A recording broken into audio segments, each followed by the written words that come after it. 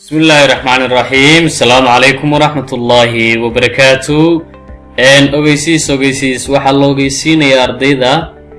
buugga dhexe ama heerka dhexe maraysa book 2 student performance sheet ayaa arday kastaba loo sameeyay taasoo ah student performance sheet qiimeynta ardayga waxbarashadiisa isaga oo lagu qiimeyn doono writing skill xirfadda qoraalkiisa reading skill xirfadda akhriskiisa speaking skill iyo xirfadda hadalkiisa sidoo kale ardayga waxa lagu qiimeyn doonaa dictation yeeris erayo ayaa loo yeerin doonaa oo uu qori doonaa okay arday walba waxa loo sameeyay ID number u khaas ah taasoo loo eegayo hadhow tolo imtixaankiisa percentage ahaan iyo grade ahaan inta uu ku baxay ama uu keenay hadhow marka loo dhameeyo student performance sheet macalinku uu saxeexi doonaa sidoo kale ardayga waxa loogu dhufan doonaa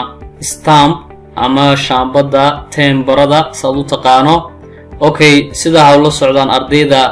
intermediate levelka ama heerka dhexe book 2 maraysa ogeysiiska aad u mahadsantiin